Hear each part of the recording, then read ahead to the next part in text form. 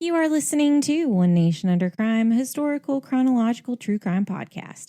Each week, we go through our nation's history and discuss cases from each year, starting in 1800. I'm Kayla. And I'm Leah. We made it to episode 61. 61. If you were a wonderful patron, you received an episode. A gift, if you will. A gift. A wonderful gift, some may say. The gift that keeps on giving. Yes, it does. Or whistling.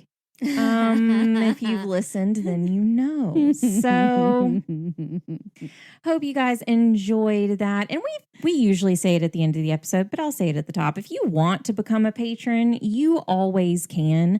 You can just go to patreon.com/onenationundercrime. There's a lot of different tiers for you to choose from. Yes. You get gifts, you get bonus episodes, you get additional content. Treasure trove. I mean, honestly, trove. it is. It's great. You don't even know. If you don't want to do that, that's fine. You can do something that's free, and that's go give us a 5-star review on Apple Podcasts. Leave us a comment. You still get a free sticker if you do it. So we would greatly appreciate it if you do that. 5 stars only, please. Nothing less than that. We have discussed this before. If you have nothing nice to say, don't say anything at all. If you have something that's not nice, just still give us 5 stars. So that's just how things go. It's pretty simple. We have been around over a year now. We have reached all the different milestones. We have gotten our less than 5-star review. We have gotten our less than kind reviews. It's fine. From not our target audience. Not our target audience. No, not at all. That's fine. That's fine. Well, the one that everybody's not gonna we love received us. Most recently, I figured out something. We are not tacos, therefore we can't please everyone. Well, I found out that if you reverse search someone's name that left you an Apple Podcast comment, you can also find where they have left other podcast reviews. Oh. And this person has not been kind to anyone. Oh. So they're I felt fine at they're that. Not happy unless they're not happy. We know people like that in person. It's sad. It's sad. So it is a sad existence. Go leave us a 5-star review. We would greatly appreciate it. And we're going to get into this week's case. That was the splash. Our sources for this week, we have Kings River Life. It's actually a blog by somebody, but it was very interesting, and it connects to the case somehow. So that was fun.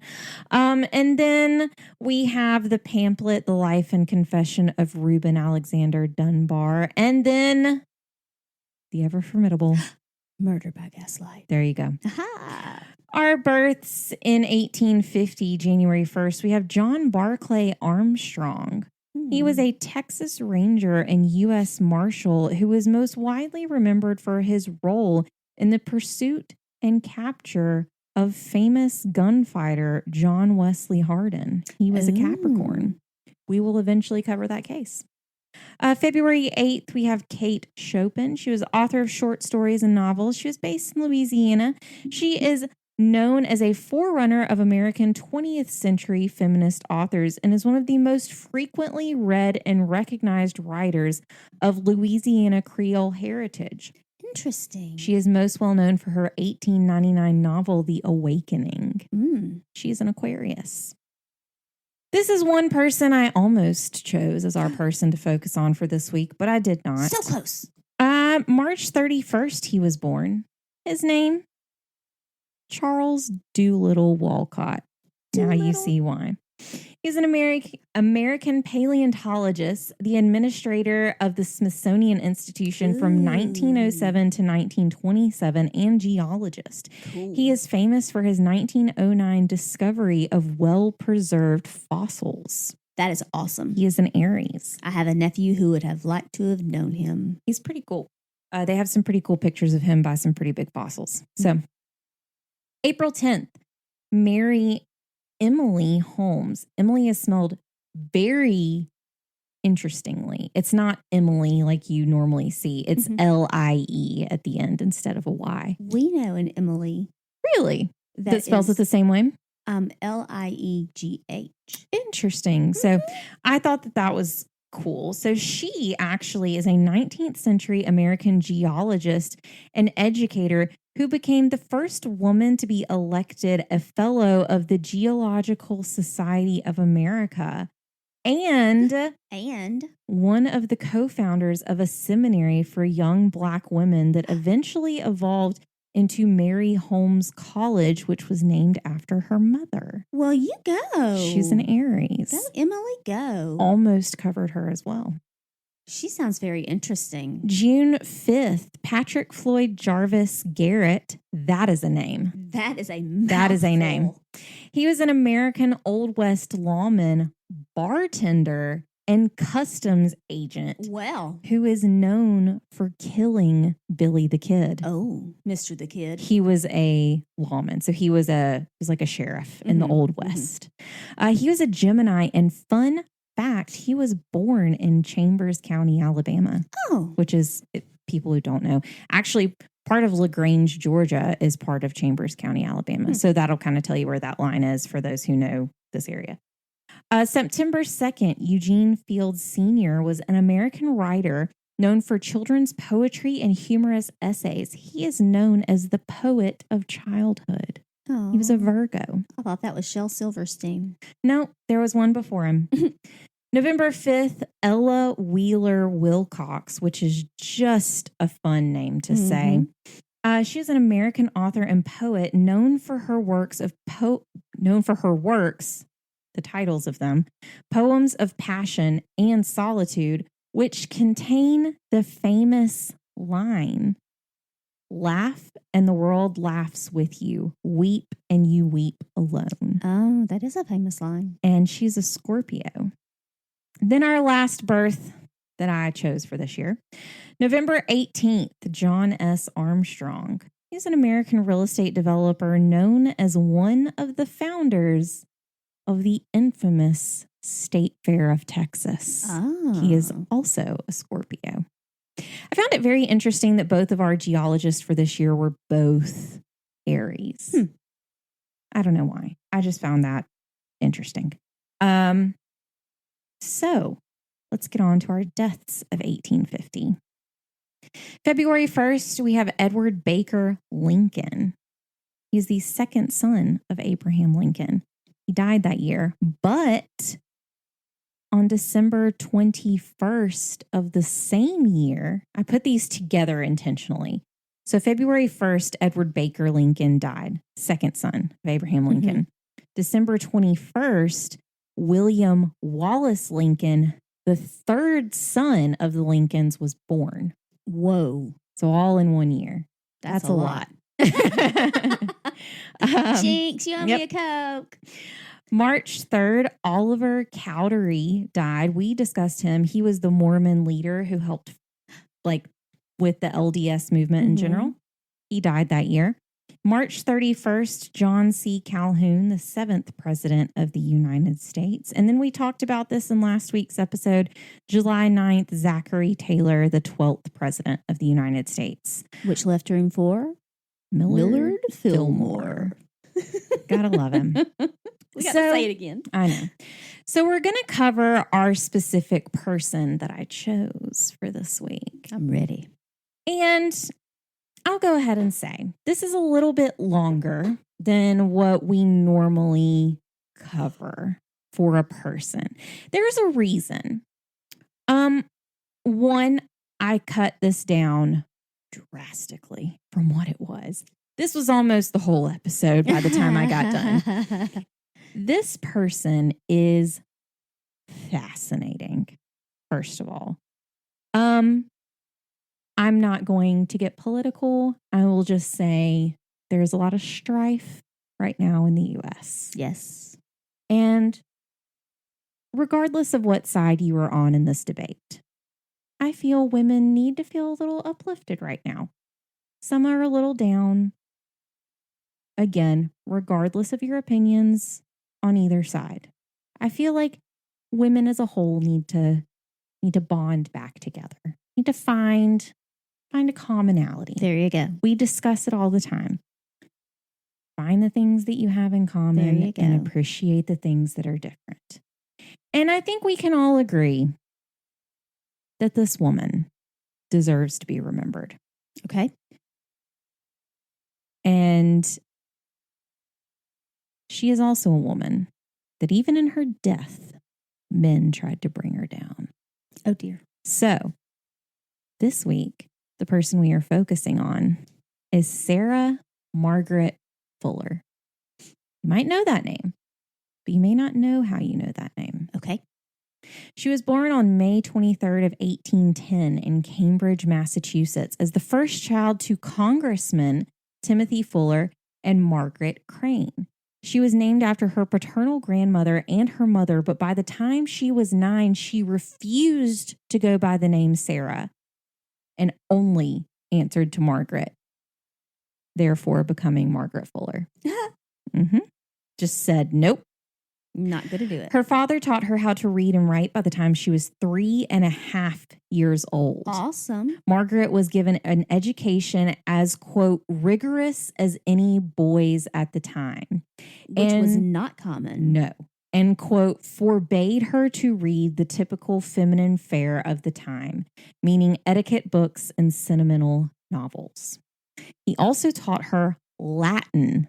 Ooh, which was not common again. And not long after she was translating passages, just from Roman Latin literature writer Virgil, who was alive from 70 BC to 19 BC. Wow. And is known for Dante's Divine Comedy. Wow. She was translating his writing. It's fine. That's awesome. Keep in mind, this was before she was 15, because now we're getting to where she was 15. So all before this time, she was doing all of these things.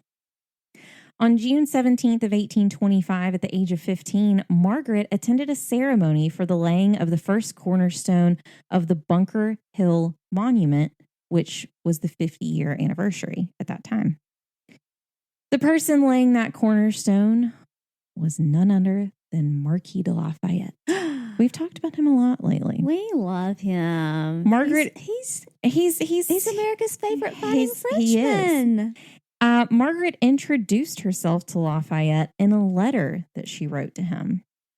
And the letter ended with, quote, should we both live, and it is possible to a female to whom the avenue of glory are seldom accessible, I will recall my name to your recollection. Okay, then. I mean, you gonna know my name, son. At 15. You gonna know me. Margaret was an avid reader and was known for translating German literature, which single-handedly brought German Romanticism to the United States. In her free time. By the time she was in her 30s, she earned the reputation as the best-read person in New England. Person. Not female. No, person. Thank you. Person. Insane. Person. Her first published work appeared in the North American Review in November of 1834, and it was a response to a historian. James Freeman Clarke helped her publish her first literary review in the Western Messenger in June of 1835.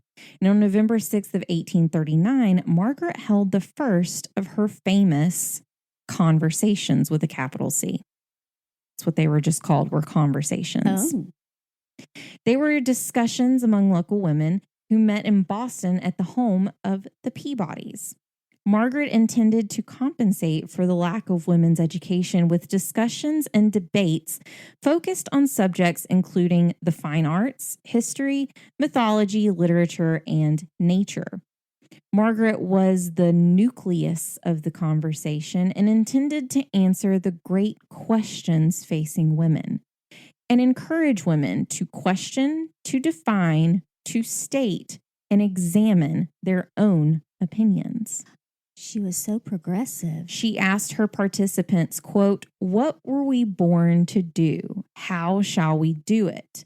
Which so few ever propose to themselves till their best years are gone by. Wow. In October of 1839, Ralph Waldo Emerson was seeking an editor for his transcendentalist journal, The Dial, After several declined the position, he offered it to Margaret, referring to her as, quote, my vivacious friend. No big deal, just Ralph Waldo Emerson. No biggie. She edited the journal from 1840 to 1842, though her promised annual salary of $200 was never paid. Wait a minute. Because of her role, she was soon recognized as one of the most important figures of the Transcendental Movement. In the summer of 1843, she interacted with several Native Americans, including members of the Ottawa and I was thinking of something different. I don't remember what I was trying to think. I was thinking of I was trying to say Choctaw, but it's Chippewa. Anyways, that's how that turned out. Anyways, she wrote a book about her experiences called Summer on the Lakes, which she completed writing on her 34th birthday in 1844. The critic Everett Augustus Dykink, that is how you say it, not how it's spelled. Trust me, I didn't think that one was going to work till I looked it up. He called it the only genuine book I can think of this season. Nice. I mean, what more could you want, honestly? Let's see. Margaret used the library at Harvard to do research on the Great Lakes region and became the first woman allowed to use Harvard's library. Whoa. Margaret's work, The Great Lawsuit, was written in serial form for the Dial. She originally intended to name the work The Great Lawsuit, Man versus Men, Woman versus Women. When it was expanded and published independently in 1845, it was entitled Woman in the 19th Century. After completing it, she wrote to a friend, quote, I had to put a great deal of my true self in it. As if, I suppose, I went away now. The measure of my footprint will be left on earth. The work discussed the role that women played in American democracy and Margaret's opinions on possibilities for improvement. It has since become one of the major documents in American feminism and considered the first of its kind in the United States. Soon after the American publication, it was pirated and published by H.G. Clark in England. Margaret never received any commissions due to a lack of international copyright laws. But she simply said, quote, I'm very glad to find it will be read by women around the world. Well, that's good. Margaret moved to New York and joined Horace Greeley. We know that name. Mm-hmm. Bipedal tailless beavers. He was the head of the New York Tribune, and she joined him as a literary critic. This made Margaret, no big deal, the first full-time book reviewer in American journalism. What? Like it's hard? The first period. Yeah. Full-time. Yeah. And by 1846, she was the New York Tribune's first female editor. She's awesome. In 1846, the New York Tribune sent Margaret to Europe, specifically England and Italy, making her their first female foreign correspondent. It was then that Margaret met Roman patriot Giovanni Angelo Asoli.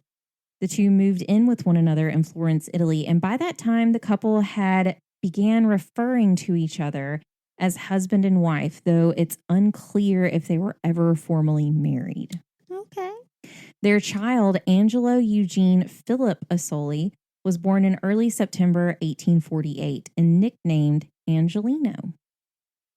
Margaret then finally decided she was going to get around to informing her mother about her relationship and her son in August of 1849 when her child was almost a year old. I mean, it's fine. By the way. In a letter that she explained, exactly. In a letter, she explained that she had kept silent so as not to upset her, but, quote, it has become necessary on an account of the child for us to live publicly and permanently together. In the beginning of 1850, Margaret wrote to a friend, quote, it has long seemed that in the year 1850, I should stand on some important plateau in the ascent of life. I feel, however, no marked and important change as yet. Also in that year, she wrote, quote, "I am absurdly fearful, and various omens have combined to give me a dark feeling. It seems to me that my future upon earth will soon close. I have a vague expectation of some crisis. I know not what." A few days after writing this, Margaret, her husband, and their child began a 5-week return voyage to the United States aboard the ship Elizabeth, which was an American merchant ship carrying cargo that included mostly Carrara marble. Just that. That's all. Due to several complications and illnesses on the boat, the ship ended up crashing into a sandbar less than 100 yards from Fire Island, New York. Margaret, her husband, and child were some of the last on the ship. On the beach, people arrived with carts hoping to salvage any cargo that washed ashore, but no one made any effort to rescue the crew or passengers of the Elizabeth, even though they were only around 50 yards away from shore at the time. How kind of them. Henry David Thoreau traveled to New York at the urging of Ralph Waldo Emerson to search the shore, but only Angelino's body had washed ashore. Oh. Margaret Fuller is believed to have died on July 19th, 1850. A memorial to Margaret Fuller was erected on the beach at Fire Island in 1901 through the efforts of author and poet Julia Ward Howe.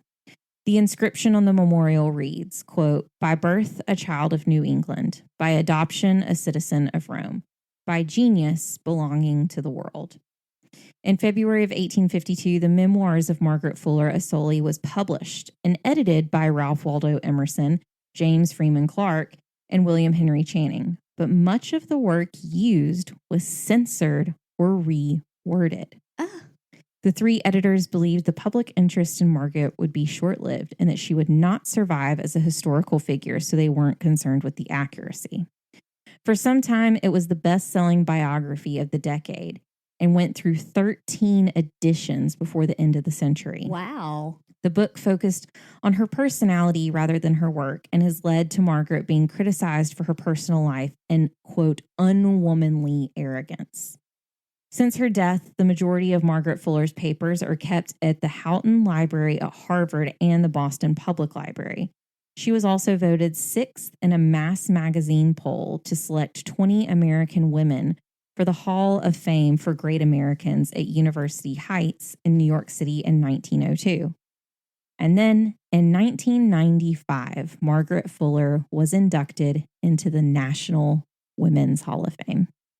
She sounds fascinating. Amazing. And that is only a part of her story. Yeah. Like when I say I had to cut a page of stuff out about her. Like I had to seriously look at it and I was like, okay, the episode isn't solely about her. I have to cut this down. It was pages of stuff. Kudos to her parents for being so progressive. That is so unusual to give a female such an education, to see that she had such a capacity, such a just a thirst for knowledge and a capacity. Like she was a genius. She had lot. She later in life, she did write a lot about her childhood, and she said that she did suffer from a lot of nightmares and sleepwalking. And she says that it was due to the pressure that was put on her in her lifetime. She also dealt with migraines terribly. Oh. And actually, at the same time that her dad died,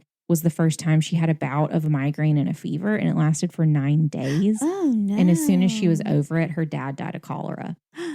And they said that after that, that was just the start of her like ongoing issue with migraines. Bless her heart. And so it was just it was really interesting. Like when her dad died, she vowed to her dad before he died that she would take over all the responsibilities of the family.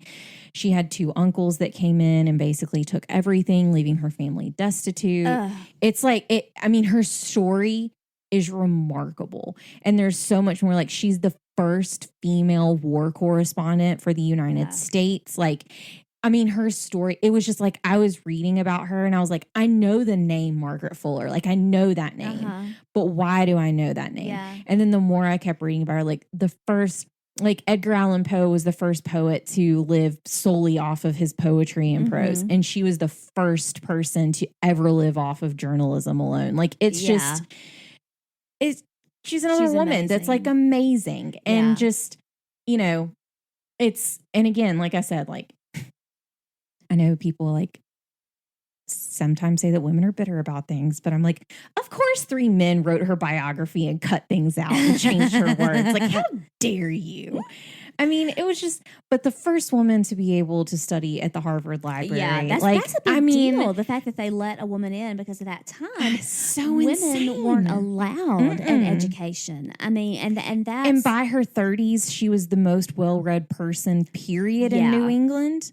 And to be acknowledged, brought Roman literature or German literature to the United States. And I don't know if you have heard the German language.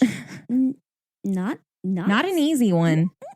No, and not an easy one. And then like Latin too. Wow. I mean, I kept reading about, and there was so much more to dig into with her that I was like, no, there are books written about her, and I was like, no wonder. Like there's so much detail to her life. Very impressive. That she was amazing. And I thought, what better time than to cover a woman who was just like amazing. I mean, gathering women together and being like, what is your purpose? Yeah, you have a voice, and have a purpose. Not exactly. Not. I mean, and hear this: being a mom is an important job. Being a wife is an important job. But guess what? It's not the only job. It's not your only job. It's not the only job. I mean, I'm not a mom. At a time when women were being told that is your only purpose. You don't have an opinion. You don't have a voice. It doesn't matter what you think. Is to keep the house and raise the kids. Have kids and raise the kids. Exactly. That's your job. It's so... I would not have done well. It was just such a great... I was just reading more and more of her story. And it was just one of those, like, I was getting lost in it. And I was like, this woman is amazing. Yeah. I mean, because you think of like Madame Curie. You know, I mean, there's so many advances in science, in so many things that women have come up with. So amazing.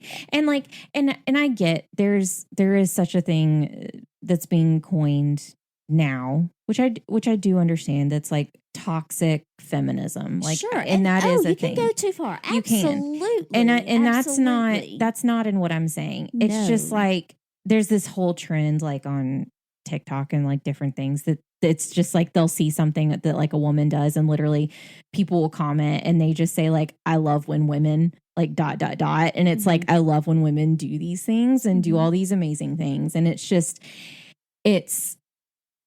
so crazy to be in a time when like women couldn't own property, which we will see in our case this week. Yeah. Like we'll see a lot of things, which is funny, through our case this week that women couldn't do and like that women were expected to do. And that just, I mean, man. And by the time she was 9, she was like, I'm not going by Sarah.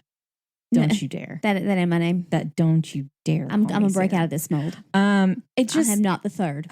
Just such a cool woman. And then just, it was really, she almost foretold her own death, which was very interesting for her to say, like, I feel something is coming, but I don't know what. And I know that it hasn't happened yet, but I don't know what it is. It was just very interesting. And so, I don't know, she was just so cool. And so she's the person I chose to focus on this week. So she's very interesting. Yeah, I really liked her. So if anybody else finds her interesting, there's tons of stuff written about her, and truly, like, that's only a fragment of her story.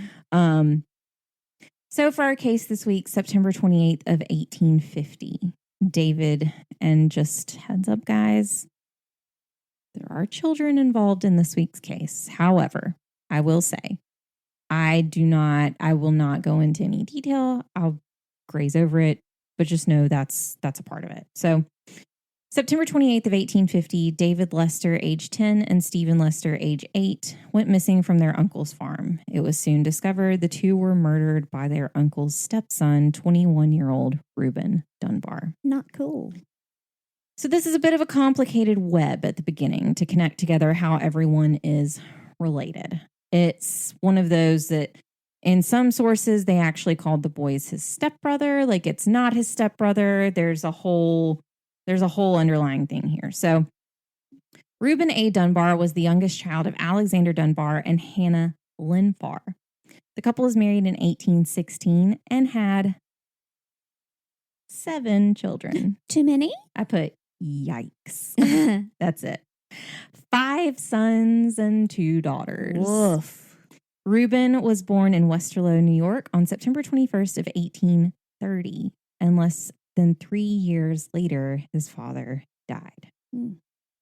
This left his mother, Hannah, who was just over the age of 30 at the time, having married at 16, with 7 children and a 180-acre farm to take care of. Nice. Hannah hired a man to work the farm for her. His name was David Lester, and he was around 23 at the time. And he came to work on the farm and gather crops for her. This didn't last long, though, because by December of the same year that he was hired, he married Hannah. Oh. And took over ownership of the property and responsibility of 7 children.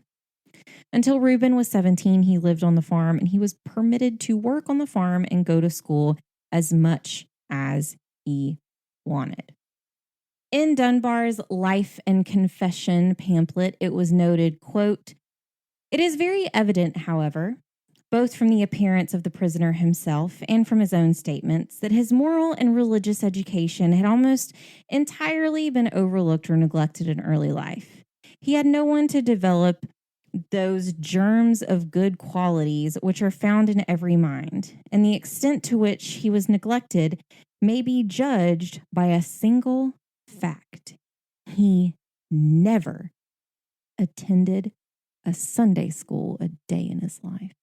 Which I think we can all agree that, like, not attending Sunday school doesn't, like, make you a scourge to society.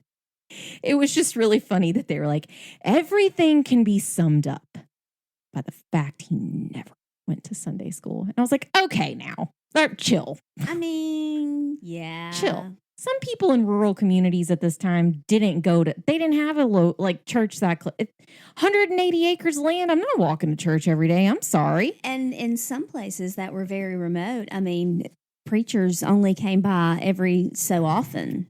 Yeah, but he never attended Sunday school. It's like, oh, okay. Anyway.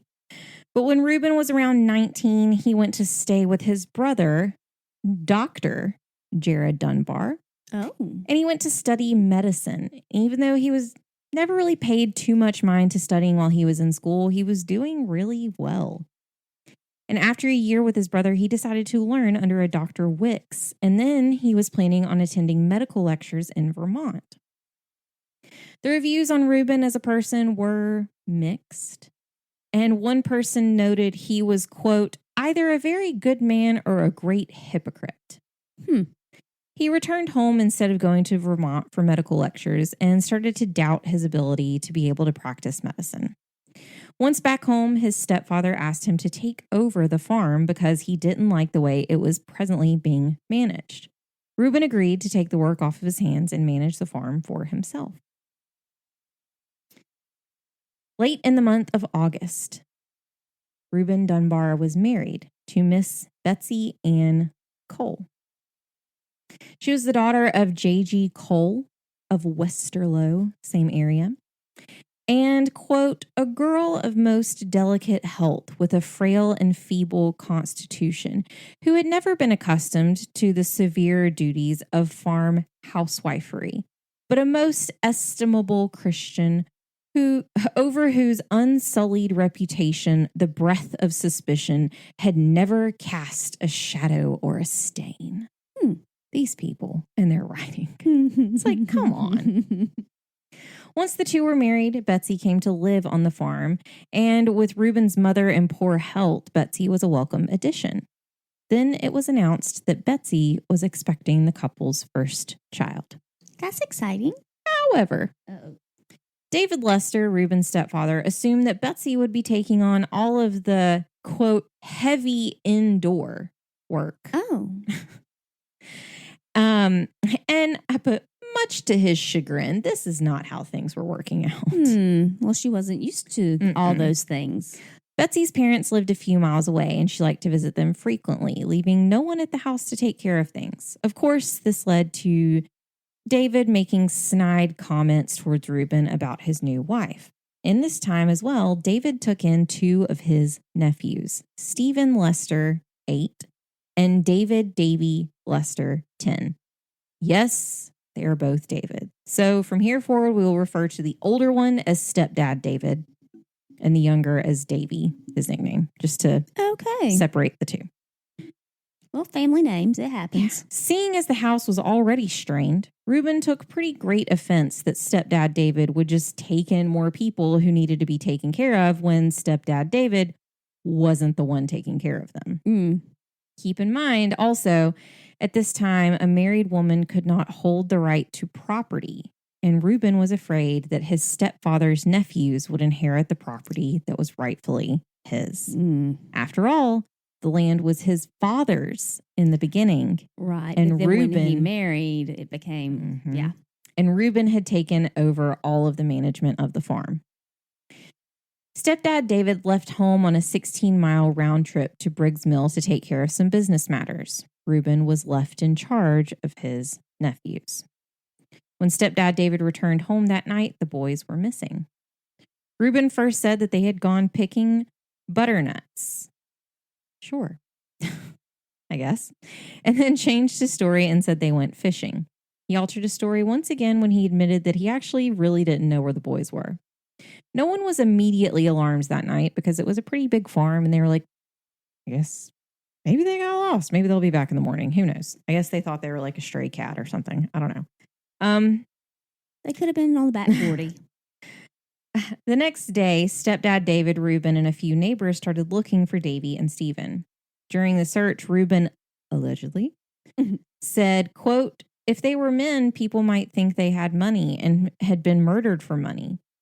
But anyone might know that they had no money. And what man under heaven would murder those innocent children? Well, so who said murder, dude? Their bodies were found a few days later, deep in the woods, hidden under rocks and branches. And that's the only thing that I'll say about their murder because it's pretty gruesome. Yeah. Reuben was immediately taken into custody, even though he swore he was innocent. His trial began on November 23rd and lasted 12 days, with Reuben declaring his innocence all the while. And it was noted that even during his trial, he was in unusually good spirits, and he was sure the jury would see he wasn't guilty. But it took the jury only 2 hours of deliberation to return a verdict of guilty. Ooh. The next morning, Reuben arrived back in court looking much like the shell of the man who was there the day before to receive his sentence. Reuben Dunbar was to be executed for the murder of David and Stephen Lester. It was noted that his wife didn't visit him in jail until December 27th, quite a while after he was taken into custody. She took umbrage. Yeah. In fact, his room was actually cleaned up and furnished with chairs by officers who had taken him into custody. His shackles were removed, and he dressed nice to see her in the same way he would have before. And this is an excerpt like from his pamphlet that was very interesting. Quote, she stood at the foot of the great staircase, trembling and weeping, while the turnkey was opening the doors. And when all things were made ready for her reception, she seemed almost unwilling to enter a place so unlike all to which she had been previously accustomed. Their meeting was truly affecting. Her head dropped upon his shoulder, and her tears and her sobs did not cease during the entire interview of nearly 2 hours. They were left as nearly alone as circumstances would permit, and their conversation was not heard by anyone but themselves. He seemed moved at times, even to weeping, but for the most part, bore himself with great calmness till they came to separate. Not being certain that their parting was not final, they seemed unable to tear themselves asunder, and returned to giving the parting salutation many times. It proved, however, not to have been the final parting. On Thursday, January 9th, she came again, attended by her father and mother, and the mother of the prisoner himself. After a few words from each of the others, he was left with his wife alone. She pressed him with great earnestness to declare whether he had or had not killed the children. With very great reluctance, he told her he was guilty of their death. Oh, no.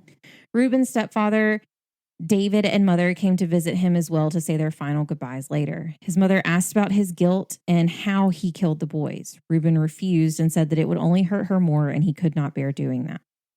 His stepfather, David, took Reuben by the hand and said, quote, "Farewell, my dear unfortunate son.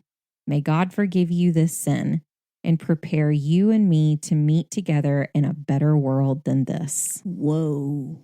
Yeah. Wow. I was like, oh, okay. All right, then. On January 31st of 1851, at the Howard Street Jail in Albany, New York, Reuben Dunbar was executed by hanging. A phrenological, which we've talked about before, which is where people study the shape of someone's head, like in relation to their behavior.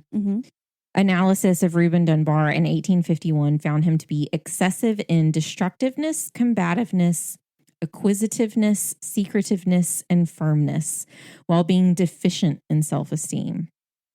He reportedly had a, quote, unfortunate organization in his brain, in which his moral faculties were not sufficiently large to balance his animal propensities. However, this study was published after he was found guilty for the charges and executed, so it's hard to determine whether this was an objective point of view or not. One influenced the other. There is a cemetery on the Dunbar property, and this is where the members of the Dunbar family were buried. That. I mean, depending on where you're from, that could be how you say it. And they actually still remain there today. Everyone, that is, except for Reuben Dunbar. He was banned from the family cemetery and was buried several miles away. Now, I mentioned at the very top of this article that one of the sources that I used was more of a blog of someone's personal life and how it was kind of interesting in the way that it was written. But it was interesting in a very close sense because the person who wrote it is related to the person who owns the Dunbar property today and has seen the cemetery and has gone to the cemetery and has spent a lot of time on the property.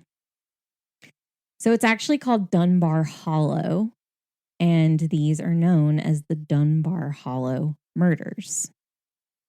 But if you go to our show notes and scroll down, you can click on that article, and they actually had photos of the cemetery and different parts of the property, and they like described the property in the most beautiful way of just like fields of wildflowers and just like the prettiest kind of thing that you could imagine and see. And it was just very interesting. And he said, I want to say it was his niece that owned the property. And this post was in 2013. And he said she had bought it 10 years earlier. So they would have, by now, if they still own it, they would have been there for almost 20 years. Okay. And said that she did know about the history of the property. She knew what had happened there and like wasn't worried about it.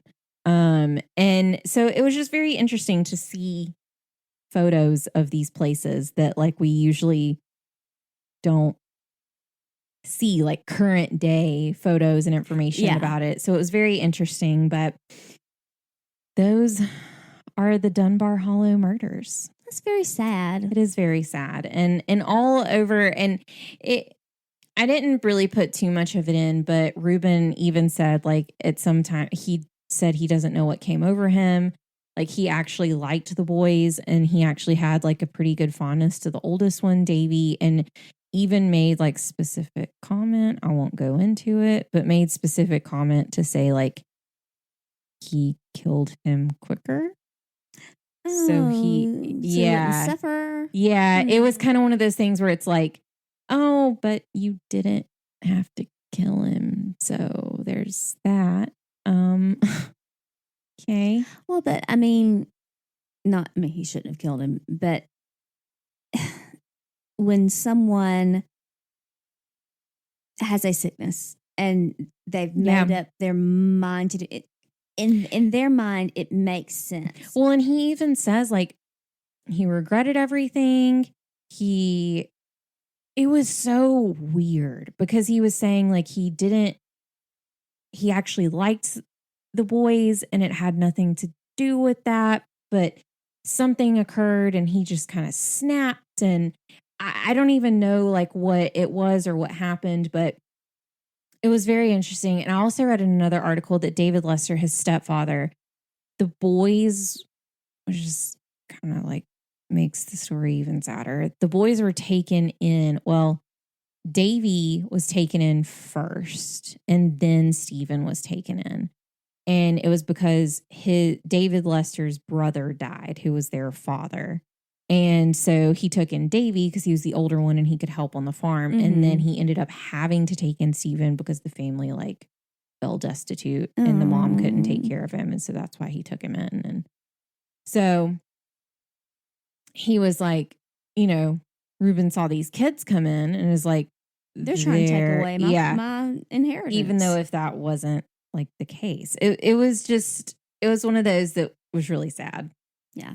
It was really unfortunate. He made his own narrative in his brain. And like he just got married. And was expecting a child. Mm-hmm. So it was just. And so in his brain, I had this kid on the way. Mm-hmm. I'm taking care of this farm. What am I going to leave this child? Exactly. What, he's bringing up these kids in. They're his next of kin. To which, like, sorry, don't mean to be this way, but couldn't you just kill David? Like, at least it wouldn't have been the kids. I mean, like, I don't mean to sound like so crude, but like, if you're thinking of it in that way, then you as a son would then have some right to the property because you were a son. Like, because David Lester... He wasn't thinking clearly. No, he wasn't. But, I mean, just one of those things. That's so sad. I mean, yes, the story in general is very sad, but... Murder is wrong. Is bad. It's bad. Guys. It's wrong. For those of you who don't know, that is the sign off to emails when I send emails from our email channel is murder is bad. Don't do it. So we talked about it at the top of the episode, but you know where to find us. Go to onenationundercrime.com.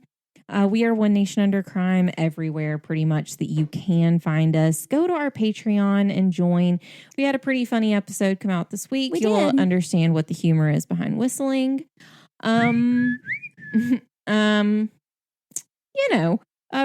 Brings new term to certain flutes, if you will. Oh no. So. Go leave us a 5-star review on Apple Podcasts. You please, want to. And thank you. 5 stars only. We already had this discussion at the top of the episode. You guys know. We appreciate you guys listening to another episode of One Nation Under Crime. We will see you here. Same time. Different crime. Next week. And remember, there isn't always liberty and justice for all, especially if you're a really influential literary figure and somebody comes and rewords all of your stories. Right? Goodbye.